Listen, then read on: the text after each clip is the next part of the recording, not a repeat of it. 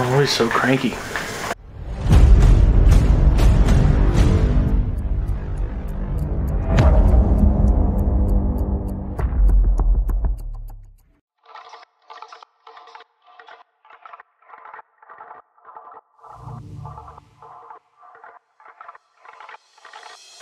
So I got a request.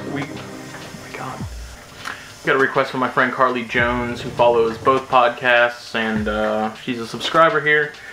And she said, I was wondering if you would do a video where your rattlesnake is the star, maybe just a little bit about how you keep her / responsible venomous keeping / whatever.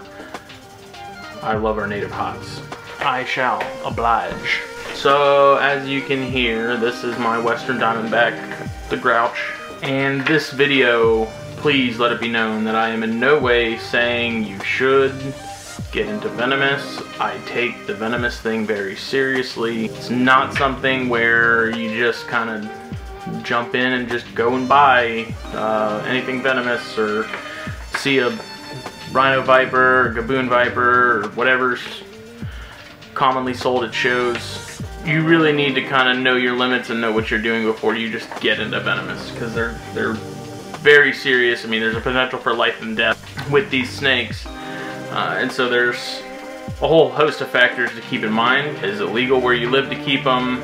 Is it something you're prepared to deal with the consequences with if, say, you do get bit? You know, your household, is it a place that's safe? Do you have kids? Do you not have kids? Do you live alone? There's a whole host of things a lot of people really don't think about when they get into Venomous, and I hope to cover a little bit of that here. This might be a long video, but I guess I'll start out with why I keep Venomous. And to be honest, when I talk to people, like strangers, be it at work or whatever, where I tell them I keep snakes, they ask if I keep anything poisonous, and I almost always say no.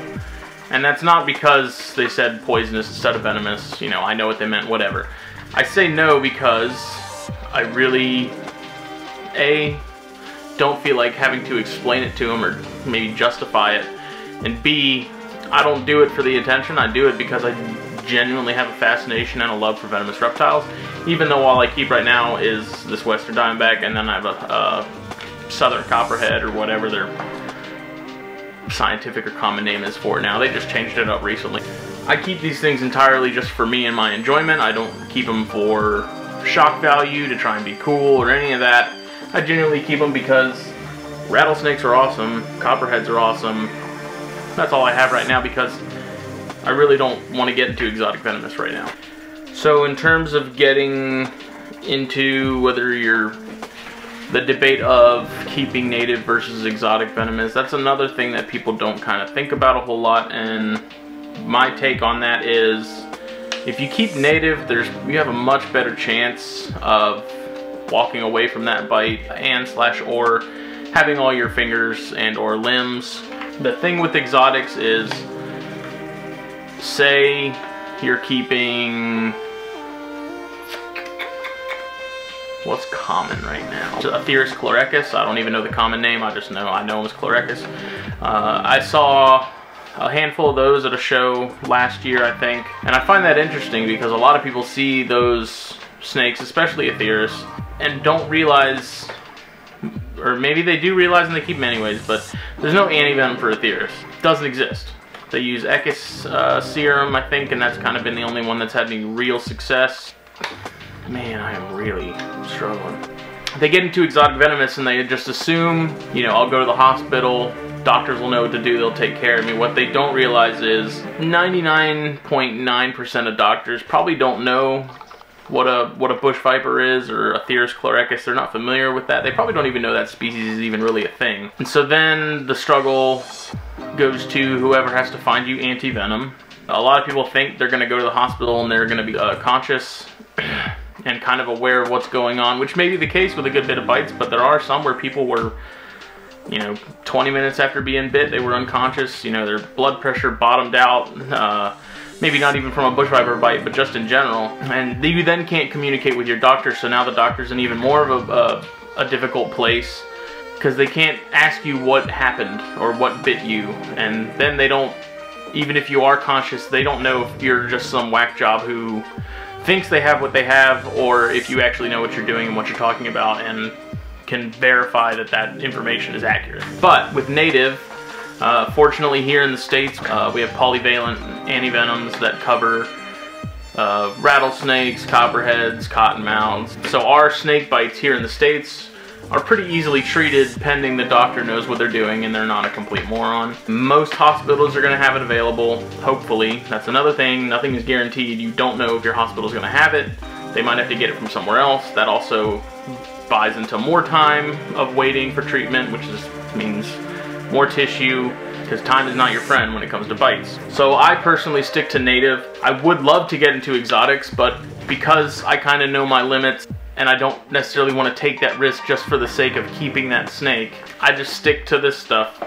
And I'm okay with that. Like, copperheads I find cool. Copperheads are really neat. Rattlesnakes are really neat. It seems for some reason a lot of people, stuff that we have here in the States is boring or not exciting or not sleek and not sexy enough. So they have to get something exotic. They have to get a puff adder or a gaboon viper or whatever species of cobra are popular. But I will say, the one thing I have learned from keeping this Atrox here is that I really actually love rattlesnakes. Having this one really makes me want to get more of them at some point, maybe in the future when I have a separate space. Which kind of ties into knowing your limits. Like I said, do you live in a household that has kids? Do you live alone? Do you live in any sort of situation where you're putting others at risk if, God forbid, something happens? Cages, you know, maybe you have a cat or something, cat knocks it off the shelf, cage glass breaks, small weird stuff. You have to really consider everything that could possibly go wrong and think about that as, you know, how real of a possibility is that. Because I'm more comfortable keeping native venomous, because I know that there's likely, and I say likely because there is a likelier chance that if you get bit by something native, you're probably going to pull through and you're probably going to be okay. That's completely excluding any pre-existing medical conditions you might have that could completely, all bets are off, could change the entire situation. But my doctor has a better chance of getting crofab or whatever the new antivenom is that they're now using for crotolid bites than he does getting antivenom for a gaboon viper. So the basis of this whole thing is, don't keep what you're not comfortable keeping. If you're gonna get into venomous, start small, start simple, start native. I'm sorry, exotics are cool. Another thing people don't realize is safety-wise. I don't do anything with my venomous if there's a thunderstorm going on. Reason? If the power goes out and this cage is open, snake's on a hook, whatever, I'm now in complete darkness and I can't see the snake. I can't get any bearings on what's happening. I don't have any extra light source. And so if the power's, if there's lightning and there's thunder going on, you know, a big storm, I'm not doing anything with these guys. If I'm tired, if I'm not feeling well, if I'm feeling sick, or I'm just feeling out of it, like if I'm not 100% mentally in it, I'm not doing anything with these guys, because you really need to be paying attention to what's going on. If I am cleaning cages, which usually for both these, when I clean both these cages, it takes me like not even 10 minutes. My phone goes on silent. I put it either in my pocket or I leave it in the other room. I eliminate any other distractions I might have. And some people might say that's a little bit much, but better safe than sorry. I'd rather have that in the other room and not have any distractions than have that chance of my brain, you know, even for a split second, focusing on something else other than the snake that is in front of me.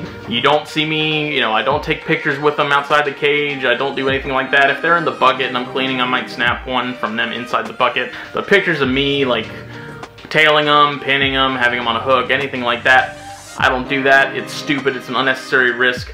Biggest point I can make in this entire video is, there is absolutely no reason, unless it's medical, for me to put my hands or my fingers on these snakes. We have hooks for a reason. I got a million of these. I've got big ones, I've got little ones, I've got short ones, I've got long ones. With these, I have absolutely no reason to have any physical contact with these snakes. Unless there was some sort of a medical necessity. If that's the case, they're getting tubed, and then my vet can do whatever he needs to do. But rest assured, the only person that's going to be putting their hands near the sharp end of these is going to be me, if I absolutely have to. I cannot emphasize that enough. I see a lot of pictures and a lot of videos of people tailing cottonmouths, copperheads, rattlesnakes, anything. There's a couple of people on Instagram that have a massive following and their entire account is based on free handling stuff that would kill them very easily. It's so dumb. You can ask Jake. I'll even do an episode with Jake where we talk about his rattlesnake bite, and he will tell you it sucks. He survived. He got lucky. It is not a game. And you can ask anybody else that got bit.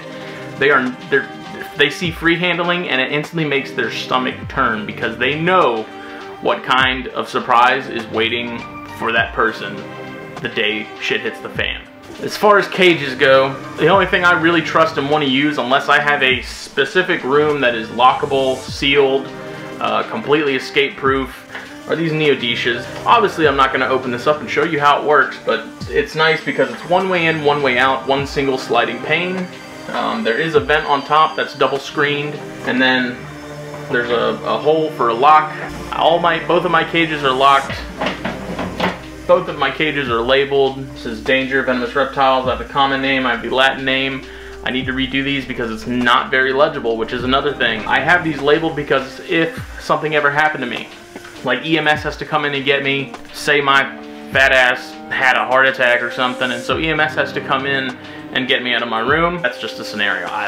They know what's in this cage. They know not to mess with anything. More importantly, fire departments. So say there's a fire in the house and firefighters have to come in, clear rooms or whatever. These cages need to be labeled so that they know if anything happens to be loose. You know, they're working in the room, they're working in the house. They need to know what's in these cages.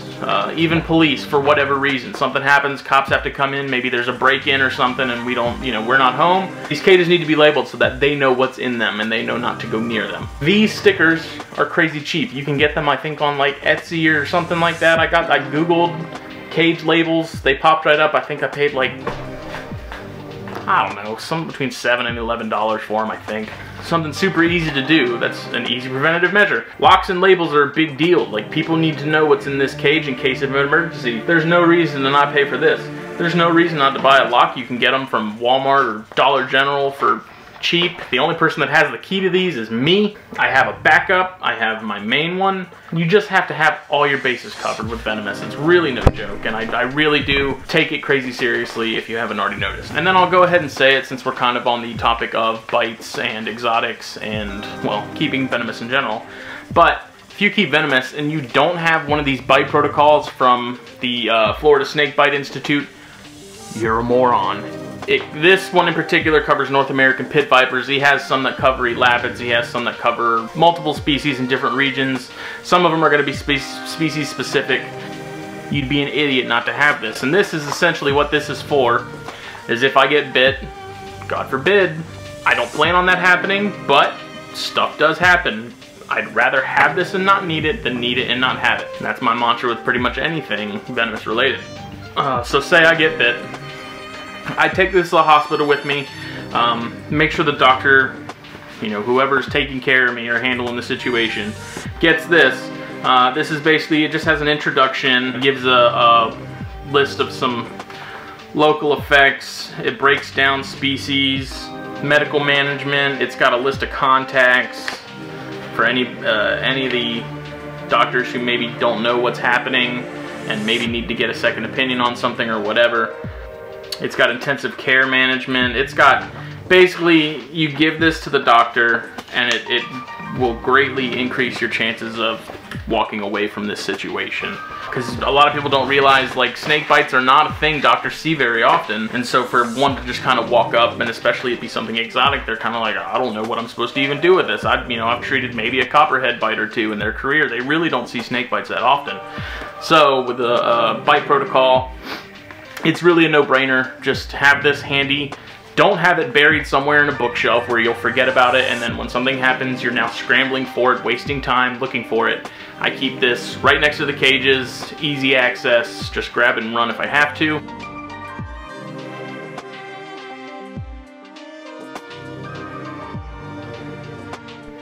That's nice. I just spent 10 minutes talking to the camera that wasn't even recording. So keeping these guys really isn't that difficult. Western Diamondbacks for the most part are fairly high strung, and we recently had Cody and Pia Bartolini on the Herpetoculture podcast a couple weeks ago, and he was actually mentioning that this is probably one of the best starter Venomous because they are a little high strung. You know, they're not just going to sit there and ride the hook and do whatever you want them to do. They're actually going to kind of really keep you on your toes.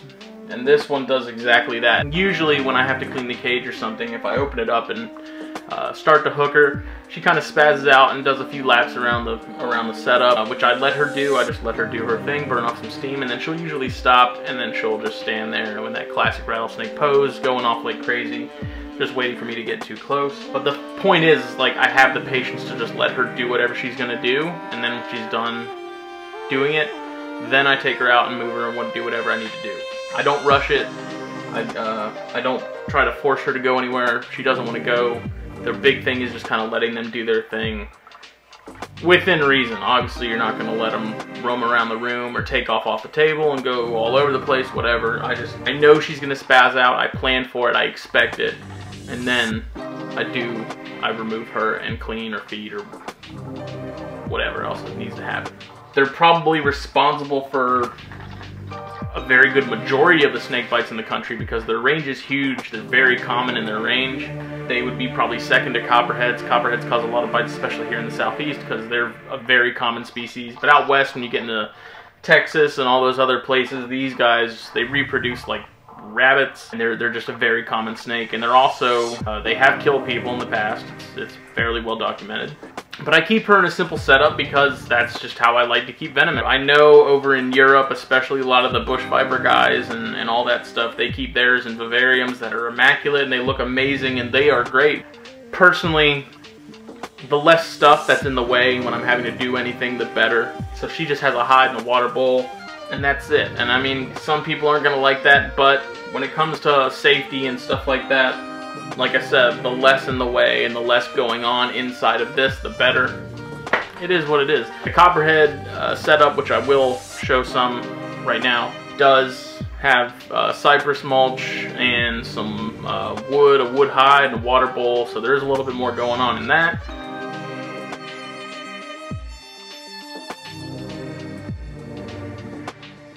And I would like to do this for her at some point as well. It's a matter of figuring that out because she's going to outgrow this Neodecia here in the next probably year or so, so I got to kind of plan for that too. And that's the issue with these Neodecias, is they're kind of hard to come by. NPI, who makes them, apparently doesn't make these anymore. They make another kind. You're going to have to tackle that situation here in a few months, and that's something you need to plan for as well. Eventually, they do need bigger spaces. They don't stay small forever as much as you might want them to, and that needs to be something that's lockable, something that doesn't have any open vents or anything on the side where someone, or maybe a kid or you or someone that's at your house hanging out, can slip their hand over and somehow get bit, which is, like I said, why I like these NPIs, because they have that screen on top that's double screen. It mitigates a lot of the potential risk. But alright guys, I think I've rambled enough about Venomous. If you have any questions, comments, leave them in the comments. Follow me on Facebook and Instagram at Palmetto Coast Exotics. And that's it. See you.